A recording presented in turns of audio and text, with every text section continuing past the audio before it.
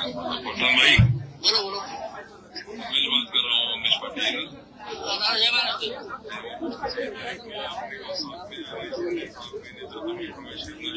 Okay okay okay दादा। तो साइडों से गाड़ी हमारी क्या नमस्कार, ही ऑडिओ क्लिप आहे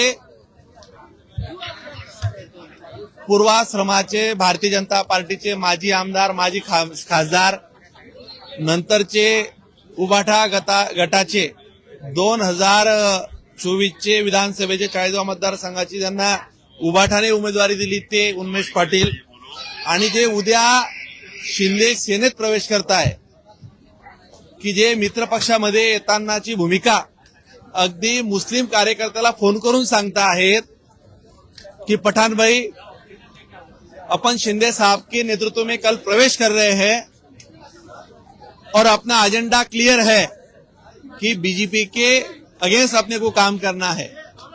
म्हणजे मला असं वाटतं की एकीकडे मित्र पक्षाची भूमिका सरकारमध्ये, शिंदे साहेब इकडे सरकारमध्ये आहेत आणि ते ज्यांना प्रवेश देता आहेत ते ही भूमिका घेता आहेत की अपना एजेंडा क्लियर है कि अपने को बीजेपी के अगेंस्ट काम करना है।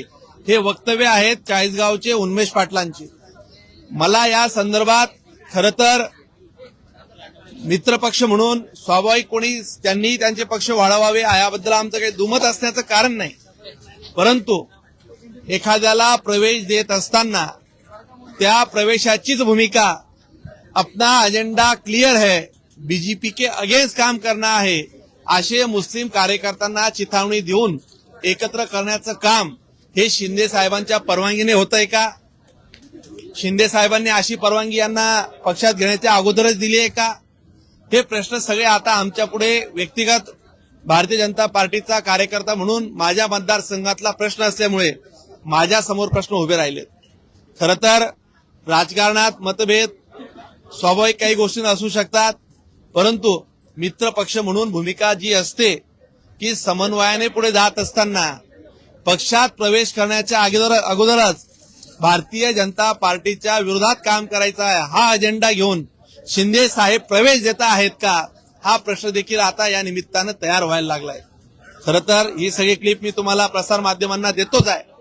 ही वस्तुस्थिती आहे की त्यांचा प्रवेश केल्याने मला काही फरक पडणार नाही, ते आले गेलेत, पक्षात त्यांनी त्यांचं काम करावं, परंतु ते करत असताना मुस्लिम कार्यकर्त्यांना चिथावून अशा पद्धतीने, म्हणजे की ज्या पद्धतीने भाजपाच्या विरुद्ध भूमिका घ्यायची आहे, मला असं वाटतं की ह्या सगळ्या एकंदरीत ही भूमिका ही कुठेतरी युतीमध्ये मिठाचा खडा टाकणारी असेल। अशा पद्धतीचे वक्तव्य हे पक्षाच्या विचारधारेपासून वेगळीकडे घेण्यासाठीचे प्रयत्न आहेत असं मला वाटतं।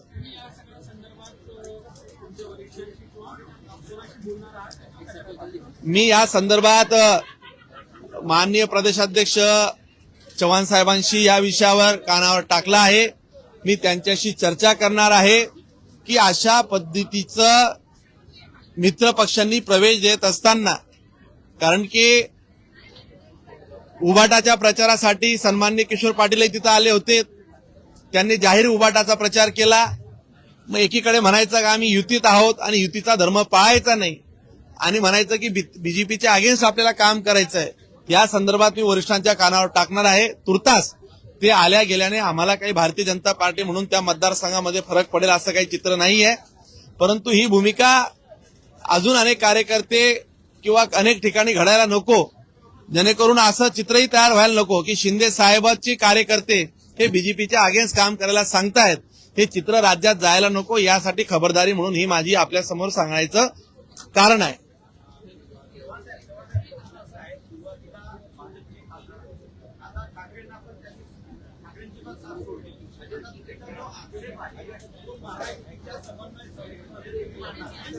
आणि बघा, त्यांचा माझा प्रवेशावर आक्षेप नाहीये, त्यांनी प्रवेश कुठेही करावा।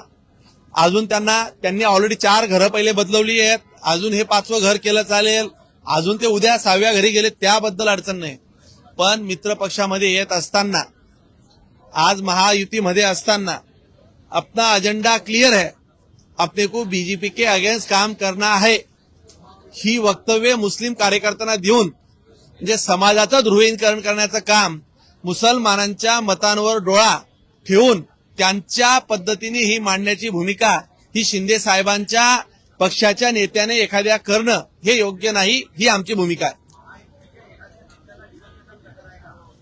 बघा, तसा उन्मेष पाटील हा काही डिवचण्याच्या त्या लेवलचा काही कार्यकर्ता राहिलेला नाहीये, नेताही राहिलेला नाहीये. स्वतःची ग्रामपंचायत निवडणं त्यांना दुरापास्त झालंय. म्हणजे कुठेही त्यांना आता पब्लिकमध्ये व्हाईस नाहीये किंवा लोकांचा मॅन्डेट त्यांना नाहीये.